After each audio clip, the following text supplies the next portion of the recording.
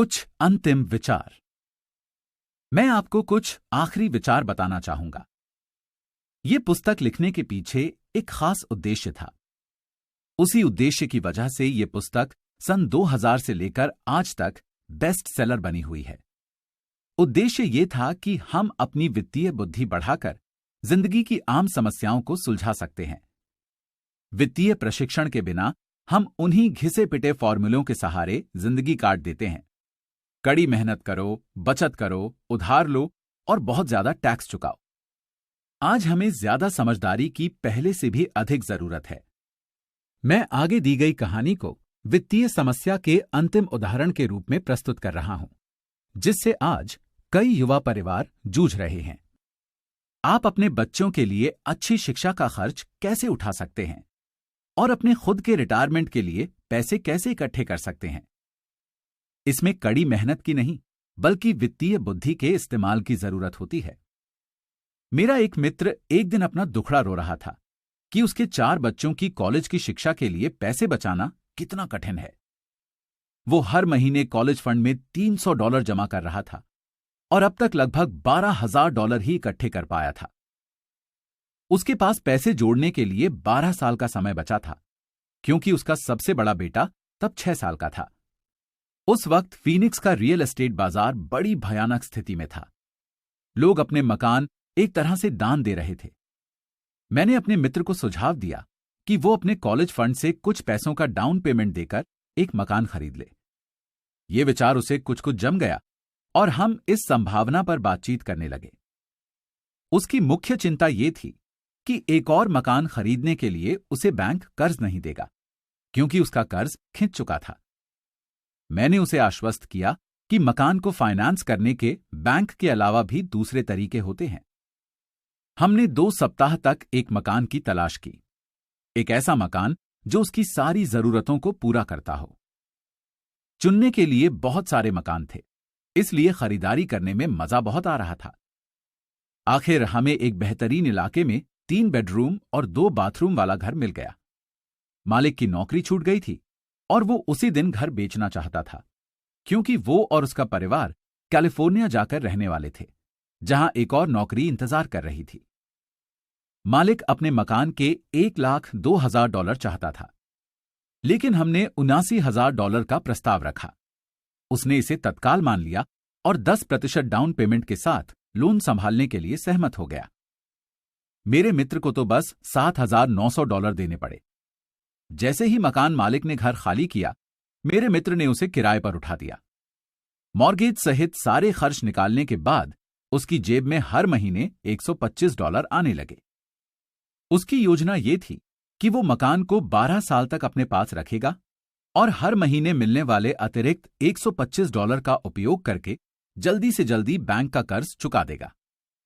हमने अनुमान लगाया कि 12 साल में उसके लोन का काफी बड़ा हिस्सा चुक जाएगा और जब तक उसका पहला बच्चा कॉलेज जाएगा, तब तक वो हर महीने लगभग $800 कमा रहा होगा।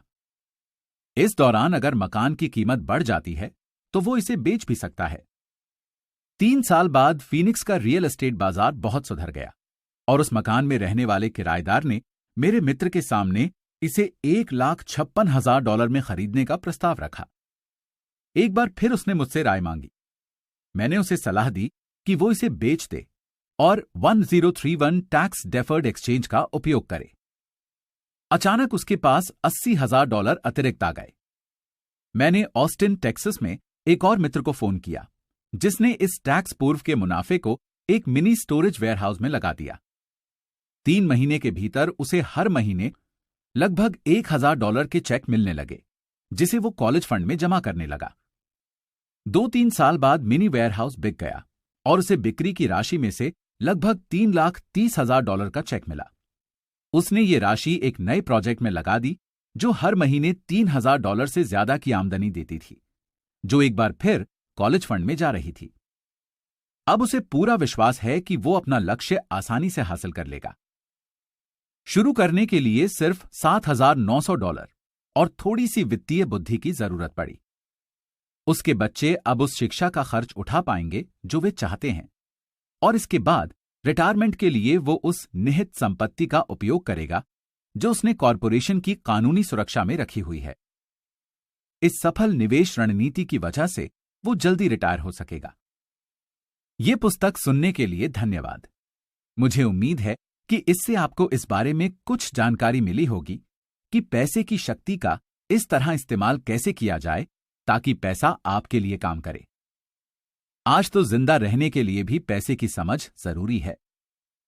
पैसे बनाने के लिए पैसे की जरूरत होती है।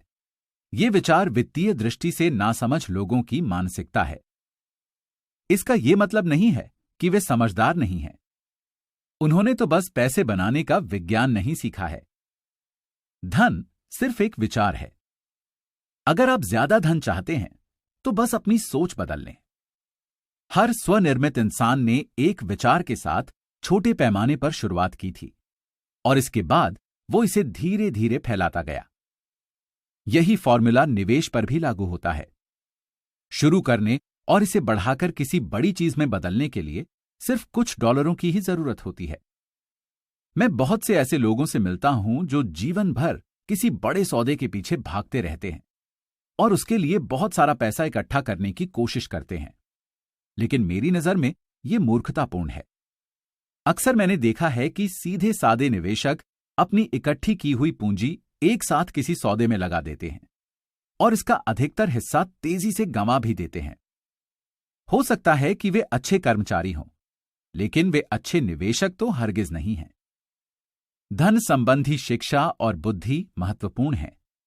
जल्दी शुरुआत करें, कोई पुस्तक खरीदें, किसी सेमिनार में जाएं, अभ्यास करें, छोटी शुरुआत करें।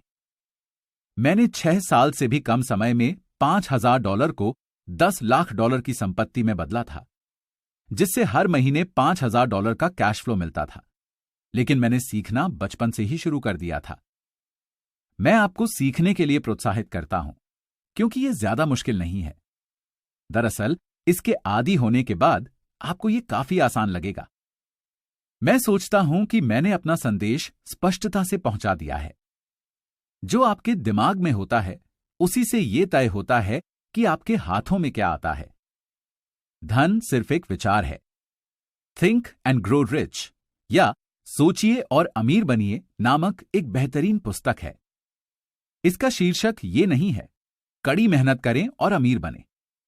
ये सीखें कि पैसे से अपने लिए कड़ी मेहनत कैसे कराई जाए और इसके बाद आपका जीवन ज्यादा आसान तथा सुखद होगा।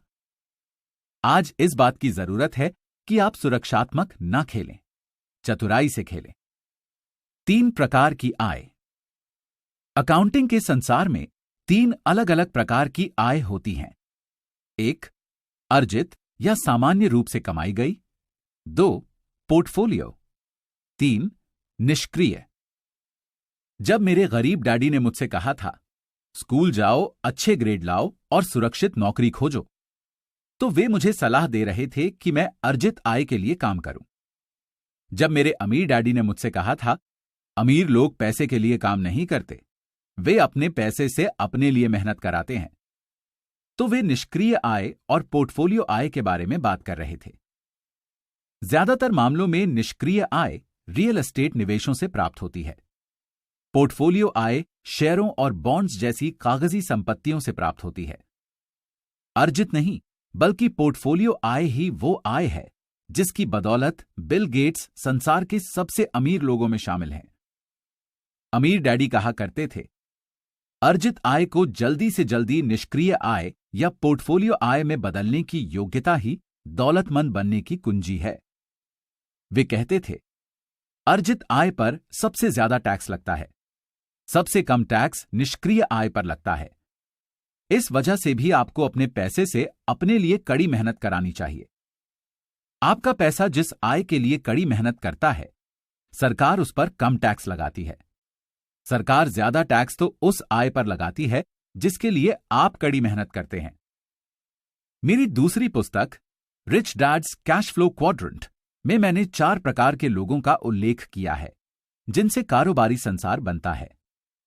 वे हैं ई यानी कर्मचारी, एस यानी सेल्फ एम्प्लॉयड, बी यानी बिजनेस मालिक और आई यानी निवेशक। ज्यादातर लोग ई या एस बनना सीखने के लिए स्कूल जाते हैं। कैश फ्लो क्वाड्रेंट इन 4 प्रकार के लोगों की मूल भिन्नताओं के बारे में लिखी गई है। उसमें यह भी बताया गया है कि लोग अपना क्वाड्रेंट कैसे बदल सकते हैं। वास्तव में हमारे ज्यादातर प्रोडक्ट्स बी और आई क्वाड्रेंट्स के लिए ही बनाए गए हैं। रिच डैड सीरीज की तीसरी पुस्तक rich dad's guide to investing में मैंने अर्जित आय को निष्क्रिय और पोर्टफोलियो आय में बदलने के महत्व पर ज्यादा विस्तार से बात की है। अमीर डैडी कहा करते थे, सच्चा निवेशक बस यही करता है कि वो अर्जित आय को निष्क्रिय और पोर्टफोलियो आय में बदल लेता है। अगर आप ये जानते हैं कि आप क्या कर रहे हैं तो निवेश खतरनाक नहीं है। ये तो बस कॉमन सेंस की बात है। वित्तीय स्वतंत्रता की कुंजी। अर्जित आय को निष्क्रिय और या पोर्टफोलियो आय में बदलने की योग्यता ही वित्तीय स्वतंत्रता और भारी दौलत की कुंजी है। मेरे अमीर डैडी ने माइक और मुझे ये योग्यता सिखाने में काफी समय लगाया। इसी योग्यता की वजह से मेरी पत्नी किम और मैं आर्थिक दृष्टि से स्वतंत्र हैं तथा हमें दोबारा कभी काम करने की कोई जरूरत नहीं है। हम अब भी काम करते हैं मगर शौक से। आज हम एक रियल एस्टेट निवेश कंपनी के मालिक हैं जिससे हमें निष्क्रिय आय प्राप्त होती रहती है। पोर्टफोलियो आय के लिए हम शेयरों के प्राइवेट प्लेसमेंट्स तथा आईपीओ में निवेश करते हैं। हम एक वित्तीय शिक्षा कंपनी बनाने के लिए भी काम पर लौटे ताकि हम पुस्तकें प्रकाशित कर सकें और खेल ईजाद कर सकें। हमारे सारे शैक्षणिक प्रोडक्ट्स इस तरह बनाए गए हैं ताकि लोग वही योग्यताएं सीख सकें जो मेरे अमीर डैडी ने मुझे सिखाई थी। अर्जित आय को निष्क्रिय और पोर्टफोलियो आय में बदलने की योग्यताएं। हमने जो खेल बनाए हैं वे महत्वपूर्ण हैं क्योंकि उनसे हमें ऐसी बातें सीखने को मिलती हैं जो पुस्तकें नहीं सिखा सकती। मिसाल के तौर पर, आप सिर्फ पुस्तक पढ़कर साइकिल चलाना कभी नहीं सीख सकते। वयस्कों के लिए हमारा कैश फ्लो गेम और कैश फ्लो फॉर किड्स अर्जित आय को निष्क्रिय तथा पोर्टफोलियो आय में बदलने की बुनियादी निवेश योग्यताएं सिखाने के लिए तैयार किया गया है। ये अकाउंटिंग और वित्तीय साक्षरता के सिद्धांत भी सिखाते हैं। ये खेल जगत के एकमात्र और अनूठे शैक्षणिक प्रोडक्ट्स हैं जो ये सारी योग्यताएं एक साथ सिखाते हैं। कैश फ्लो 202 हमारे कैश फ्लो 101 का उन्नत संस्करण है और इसे खेलने से पहले कैश फ्लो 101 को खेलने व पूरी तरह समझने की जरूरत होती है। कैश फ्लो 101 और cash flow for kids fundamental या आधारभूत निवेश के सिद्धांत सिखाते हैं। कैश फ्लो 202 तकनीकी निवेश के सिद्धांत सिखाता है।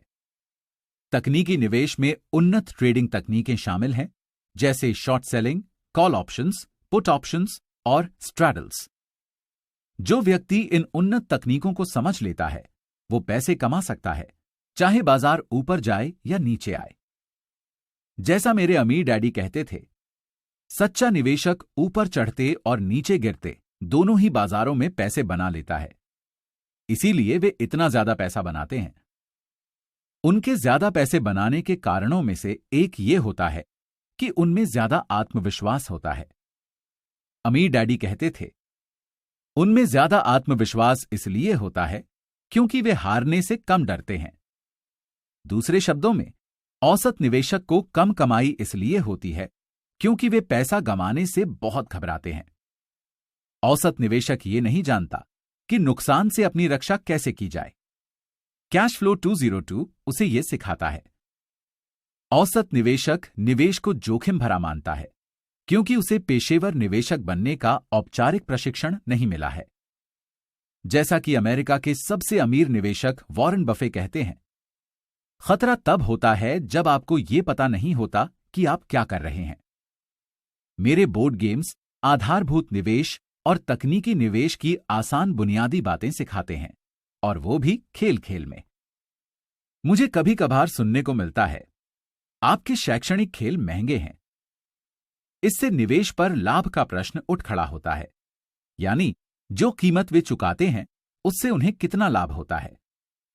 मैं अपना सिर हिलाकर जवाब देता हूं, हां, वे महंगे हैं, खास तौर पर जब उनकी तुलना मनोरंजन के लिए बने बोर्ड गेम से की जाए। लेकिन मेरे खेल इतने महंगे नहीं हैं जितनी की कॉलेज की शिक्षा है। अर्जित आय के लिए जिंदगी भर मेहनत करना है, ढेर सारा टैक्स चुकाना है और निवेश बाजार में सारे पैसे गंवाने की दहशत में जीना है। जब कोई ज्यादा कीमत के बारे में बड़बड़ाता हुआ जाता है तो मैं अपने अमीर डैडी की आवाज सुन सकता हूं। अगर तुम अमीर बनना चाहते हो तो तुम्हें पता होना चाहिए कि किस प्रकार की आय के लिए कड़ी मेहनत की जाए, उसे कैसे कायम रखा जाए और उसे नुकसान से कैसे बचाया जाए। यही महान दौलत की कुंजी है। अमीर डैडी ये भी कहते, अगर तुम आय के इन 3 प्रकारों के फर्क को नहीं समझते हो और इन्हें हासिल व सुरक्षित करने वाली योग्यताएं नहीं सीखते हो तो तुम जिंदगी भर शायद अपनी क्षमता से कम कमाई करोगे और उससे ज्यादा कड़ी मेहनत करोगे जितनी कि तुम्हें करनी चाहिए। मेरे गरीब डैडी सोचते थे कि सफल होने के लिए इंसान को बस एक अच्छी शिक्षा, एक अच्छी नौकरी और बरसों की कड़ी मेहनत की ही जरूरत होती है। मेरे अमीर डैडी भी अच्छी शिक्षा को महत्वपूर्ण मानते थे, लेकिन उनके लिए यह भी महत्वपूर्ण था कि माइक और मैं तीनों प्रकार की आय के फर्क जान लें और ये भी जान लें कि किस प्रकार की आय के लिए कड़ी मेहनत करनी चाहिए। उनकी नजरों में ये बुनियादी वित्तीय शिक्षा थी। तीनों आयों में फर्क जानना और अलग अलग आय पाने की निवेश योग्यताएं सीखना हर उस व्यक्ति के लिए बुनियादी शिक्षा है जो भारी दौलत और वित्तीय स्वतंत्रता हासिल करना चाहता है। एक ऐसे प्रकार की स्वतंत्रता जिसका स्वाद सिर्फ कुछ ही लोग चख पाते हैं। जैसा अमीर डैडी पहले सबक में कहते हैं, अमीर लोग पैसे के लिए काम नहीं करते, वे पैसे से अपने लिए काम कराते हैं। अमीर डैडी कहते थे, अर्जित आय वो पैसा है जिसके लिए तुम काम करते हो और निष्क्रिय तथा पोर्टफोलियो वो आय है जिसमें पैसा तुम्हारे लिए काम करता है। इस छोटे से फर्क को समझना मेरे जीवन के लिए बहुत महत्वपूर्ण साबित हुआ है। या जैसा रॉबर्ट फ्रॉस्ट ने अपनी कविता के अंत में लिखा है, और इसी से सारा फर्क पड़ा। कर्म में जुटें। आप सभी को 2 महान उपहार दिए गए हैं, आपका दिमाग और आपका समय। इनका मनचाहा उपयोग या सदुपयोग करना आप पर निर्भर करता है। आपके हाथ में आने वाले हर डॉलर से आपको और सिर्फ आपको वो शक्ति मिल जाती है जो आपकी तकदीर बनाती या बिगाड़ती है। इसे मूर्खतापूर्ण ढंग से खर्च करते हैं तो आप गरीब बनने का विकल्प चुनते हैं। इसे दायित्वों पर खर्च करते हैं तो आप मध्य वर्ग में शामिल हो जाते हैं। इसका निवेश अपने दिमाग में करते हैं और संपत्तियां इकट्ठी करने के उपाय सीखते हैं तो आप भविष्य में दौलतमंद बनने का विकल्प चुनते हैं तथा लक्ष्य बनाते हैं। चयन आपका और सिर्फ आपका है। हर दिन हर डॉलर के साथ आप अमीर, गरीब या मध्य वर्गीय होने का फैसला करते हैं।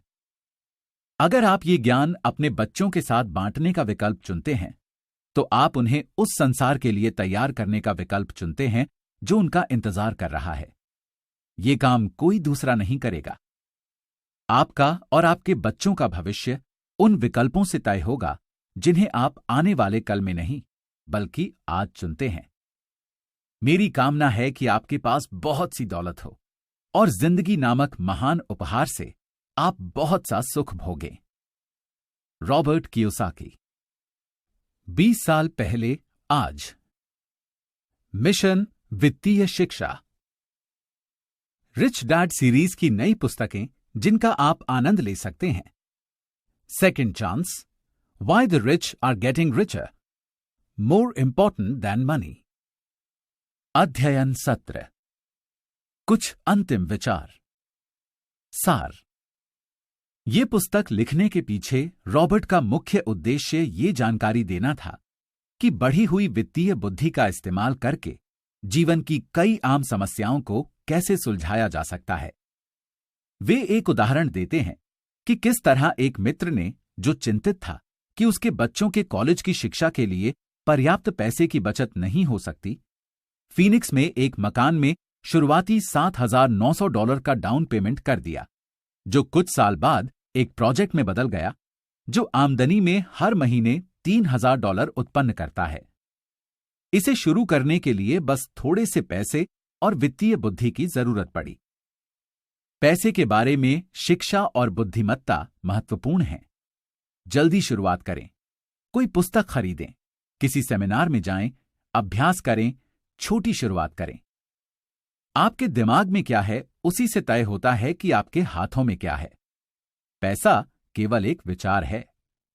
अकाउंटिंग के संसार में आमदनी 3 तरह की होती है: सामान्य अर्जित, पोर्टफोलियो और निष्क्रिय। ज्यादातर मामलों में निष्क्रिय आमदनी रियल एस्टेट निवेशों से प्राप्त होती है। पोर्टफोलियो आमदनी वो है जो शेयरों और बॉन्ड्स जैसे पेपर एसेट से प्राप्त होती है।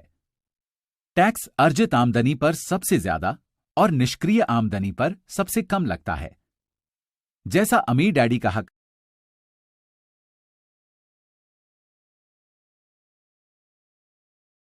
करते थे, सरकार उस आमदनी पर ज्यादा टैक्स लगाती है जिसके लिए आप कड़ी मेहनत करते हैं। ये उस आमदनी पर उतना टैक्स नहीं लगाती जिसके लिए आपका पैसा कड़ी मेहनत करता है। रॉबर्ट की दूसरी पुस्तक rich dad's cash flow quadrant में वे व्यवसाय के संसार के 4 प्रकार के लोगों के बारे में बताते हैं। ई यानी कर्मचारी, एस यानी सेल्फ एम्प्लॉयड, बी यानी बिजनेस मालिक और आई यानी निवेशक, और लोग अपना क्वाड्रेंट कैसे बदल सकते हैं। रिच डैड सीरीज की तीसरी पुस्तक rich dad's guide to investing में रॉबर्ट अर्जित आय को निष्क्रिय और पोर्टफोलियो आय में बदलने के महत्व पर ज्यादा विस्तार से बात करते हैं। रॉबर्ट और किम के बोर्ड गेम्स इस शिक्षा को जारी रखते हैं और वो सिखाते हैं जो पुस्तकें नहीं सिखा सकती। Cash flow games for adults और कैश फ्लो फॉर किड्स अर्जित आय को निष्क्रिय तथा पोर्टफोलियो आय में बदलने की बुनियादी निवेश योग्यताएं सिखाने के लिए तैयार किए गए हैं। ये अकाउंटिंग और वित्तीय साक्षरता के सिद्धांत भी सिखाते हैं। कैश फ्लो 202 कैश फ्लो 101 का उन्नत संस्करण है और ये तकनीकी निवेश के सिद्धांत सिखाता है। तकनीकी निवेश में उन्नत ट्रेडिंग तकनीकें शामिल हैं, जैसे short selling, call options, put options और स्ट्रैडल्स। जो व्यक्ति इन उन्नत तकनीकों को समझ लेता है वो पैसे कमा सकता है, चाहे शेयर बाजार ऊपर जाए या नीचे आए। तीनों आयों में फर्क जानना और अलग अलग आय पाने की निवेश योग्यताएं सीखना हर उस व्यक्ति के लिए बुनियादी शिक्षा है जो भारी दौलत और वित्तीय स्वतंत्रता हासिल करना चाहता है। एक खास प्रकार की स्वतंत्रता जिसका स्वाद सिर्फ कुछ ही लोग चख पाते हैं। आप सभी को 2 महान उपहार दिए गए हैं, आपका दिमाग और आपका समय। इनका मनचाहा उपयोग या सदुपयोग करना आप पर निर्भर करता है। आपके हाथ में आने वाले हर डॉलर से आपको और सिर्फ आपको अपनी तकदीर तय करने की शक्ति मिलती है। हर दिन हर डॉलर के साथ आप अमीर, गरीब या मध्यवर्गीय बनने का निर्णय लेते हैं। ये ज्ञान अपने बच्चों को देने और उन्हें उस संसार के लिए तैयार करने का विकल्प चुनें जो उनका इंतजार कर रहा है। अतिरिक्त प्रश्न 1. वो पहली चीज कौन सी है जो आप इस स्टडी गाइड को पूरा करने के बाद करने जा रहे हैं? 2. आप किस चीज का इंतजार कर रहे हैं?